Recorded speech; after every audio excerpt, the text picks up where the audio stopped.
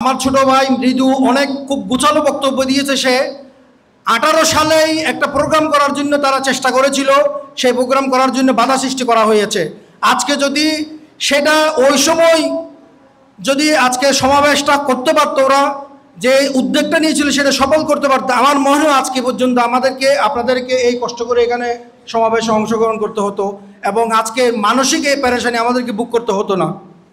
তো সুতরাং প্রত্যেকটা কাজের পিছনে আমরা যদি অন্যায়কে দেখার পরেও প্রতিবাদ না করি, অসুবিধা নেই, আমার তো কিছু হচ্ছে না, দরকার কি আমার কথা বলার, এই নীরবতাই কিন্তু আজকে আমাদেরকে এই পরিস্থিতির সম্মুখীন করেছে।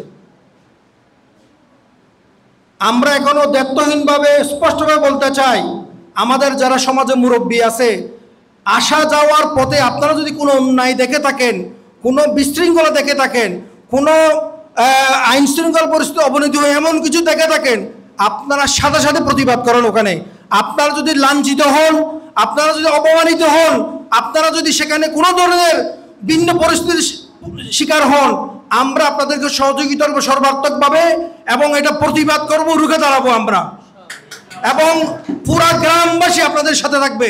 সেটা যেই হোক, একজন যদি মুরব্বী উজরের একজন নিরহ মানুষ যদি হয়ে থাকে, আপনিও প্রতিবাদ করেন, কেন তোমরা এটা করছো? যদি আপনার বিরুদ্ধে কথা বলার সাহস থাকে, আমরা অবশ্যই এর প্রতিবাদ করব। যদি মুখে বাড়ি করব, হাতে বাড়ি করব, প্রয়োজন আমরা প্রশাসনের সহযোগিতা নিয়ে করব এটা। কিন্তু আপনাদের নিরাপত্তা যদি থাকে এই পর্যায়ে, তাইলে এটা চলতে থাকবে, এটা বন্ধ হবে না।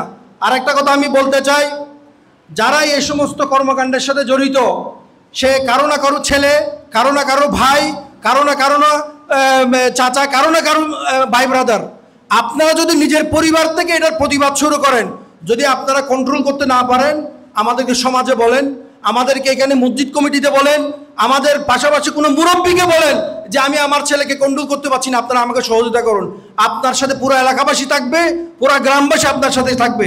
কিন্তু আপনি যদি নিরাপত্তা পালন করেন, কোনো প্রতিবাদ না করেন, কোনো ধরনের সংশোধনের ব্যবস্থা না করেন, আমরা আপনার বিরুদ্ধে অবস্থান নেব। কারণ একটা অন্যায় শুরু হয় সর্বপ্রথম তার ঘরের থেকে।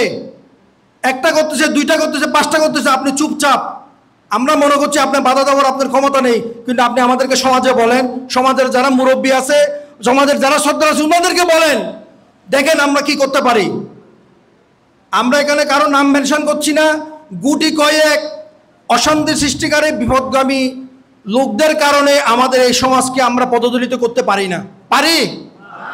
সুতরাং অতীতে যা হয়েছে, যা করেছেন, যা অন্যায় করেছেন, আমরা আজকের পরে সাবধান করে দিচ্ছি যাতে এই ধরনের কর্মকাণ্ডের সাথে আপনারা সংযুক্ত না হন। আমাদের অত্র গ্রামের যে ঐতিহ্যগত একটা পরিচিতি আছে, সেই ঐতিহ্যগত পরিচিতি আমরা ধুলায় মিশিয়ে দিতে পারি না মুষ্টিমেয় 2-1 5 লোকের কারণে। আমরা খুব দ্রুত এটার কারণে উচ্চ পর্যায়ের প্রশাসনের হেল্প নিব যদি সংশোধনের ব্যবস্থা না হয়। আমার ছোট ভাই কামাল খুব সুন্দর করে বলেছেন, আমরা চেষ্টা করব প্রথমে, যেহেতু ওরা কোনো না কোনো আমাদের ভাই, বাতিজা অথবা আমাদের বন্ধু হতে পারে, আমরা চাই তোমরা এই বিপদ পথ থেকে সোজা পথে চলে আসো। যদি আসার জন্য আমরা তোমাদেরকে বুঝাবো, কথা বলবো, ঠান্ডা মাথায় কথা বলবো, এরপরও না আসলে আমরা বাধা দেওয়ার চেষ্টা করব। এতে করেও কাজ না হলে আমরা প্রশাসনের আশ্রয় নেব। প্রশাসনের সাথে আমাদের কথা হয়েছে, ওনার বলবে স্পেসিফিক আমাদেরকে লিস্ট দেন।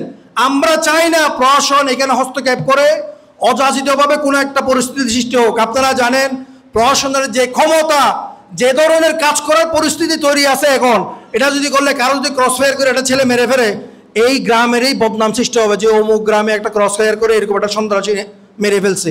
আমরা চাই না এরকম পরিস্থিতি সৃষ্টি হোক, কিন্তু এটা করা কোনো বিষয়ই না, এটা ঘটনা ঘটানো কোনো বিষয় না, 1 সপ্তাহের বিষয় ঘটনা এটা করানো। আমরা চাই না সে কারো না কারো ছেলে, কারো না কারো ভাই, কারো না কারো বন্ধু, এখানে সেও আমাদের এই সমাজে আলো বাতাস খেয়ে বড় হয়েছে। আমরা চাই তাকে সংশোধনের জন্য সময় দেওয়া। আমরা আজকের এই সমাবেশ থেকে তার যথাযথ সংশোধনের জন্য সময় দিচ্ছি। আমরা সেই সময়ের ভিতরে যদি যে সংশোধন না হয়, আমরা এটার বিরুদ্ধে অতিসত্বর অ্যাকশনে যাব ইনশাআল্লাহ। এবং যে কমিটি করার কথা আসতেছে, যারাই কমিটি থাকবেন, আপনারা নির্ভয় নিঃসংকোচে কাজ করেন, দেখলেই প্রতিবাদ করেন, দেখলেই আপনারা এটার বিরুদ্ধে সোচ্চার হন। আপনাদের পেশায় আমরা আছি, সেটা অর্থনৈতিকভাবে হোক, প্রশাসনিকভাবে হোক, আমরা শারীরিকভাবে হোক, সবসময় আমরা আপনাদের পাশে আসি। আমরা চাই অত্র এলাকা, অত্র গ্রাম, এই পাড়া আবারও আগের সেই সুনাম সুখ্যাতি জায়গায় ফিরে যাক। সুতরাং আমি কথা আর বাড়াবো না, যেহেতু আমাদের অনেক টাইম হয়ে গেছে, আমাদের 9টা পর্যন্ত টাইম ছিল, আসলে অনেক কথা বলার আরও ছিল। আমি চাই আমাদের গ্রাম সুশৃঙ্খল এবং শান্তি শৃঙ্খলার সহিত এই গ্রাম পরিচালিত হোক। আবারও বলছি, আমাদের এই গ্রামের যারা মুরব্বী আছেন ওদের অনেক দায়িত্ব। আপনারা হাঁটা বসায়, যাওয়া আসায়, যেহেতু আপনারাই এখানে বিচরণ করেন, যখনই আপনারা এই ধরনের অসামঞ্জস্য, শান্তি শৃঙ্খলাজনিত কোনো বিষয় দেখবেন, আপনারা সাথে সাথেই কথা বলবেন, প্রতিবাদ করবেন। আমার বিশ্বাস আপনাদের প্রতিবাদের সাথে কেউ ওরা রুখে দাঁড়ানোর কোনো ক্ষমতা নেই, এটা আমার বিশ্বাস। আপনারা প্রতিবাদ করেন এবং দুইটা কথা বলেন সেখানে, এরপরও কাজ না হলে আপনি যে কমিটি হবে সেই কমিটিকে অবহিত করেন। আমরা আশা করি ইনশাল্লাহ এটার পদক্ষেপ নিতে পারবো এবং ব্যবস্থা নিব ইনশাআল্লাহ। আমি আর কথা বাড়াচ্ছি না। আজকের এই আয়োজন যারা করেছেন, যারা এই আয়োজনের সাথে সংশ্লিষ্ট, আমি আবারও মোবারকবাদ জানাচ্ছি।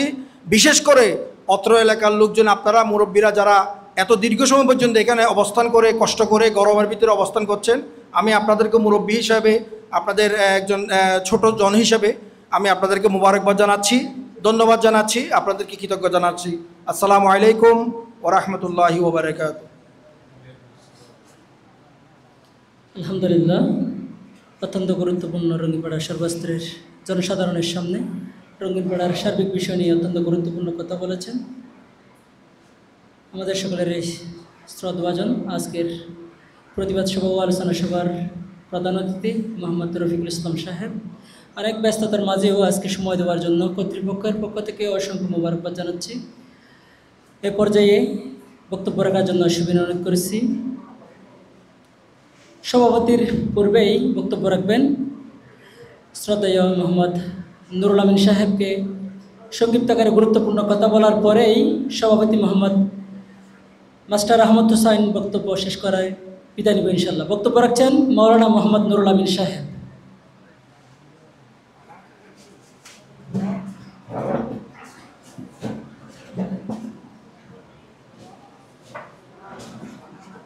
আসসালামু আলাইকুম রহমতুল্লাহ। সম্মানিত উপস্থিতি, আজকের এই আয়োজনটা কেন করা হয়েছিল সেটা আমি শুরুতে আপনাদের কাছে ক্লিয়ার করেছিলাম। তো আপনারা যে একটা অপরাধের বিষয়ে আমরা কেউ ডাকলে আসবেন কিনা, এটা আমার নিজস্বভাবে যেমন সন্দেহ ছিল, পাড়ার অনেকেও আবার আমাকে বলা বলি করছিল যে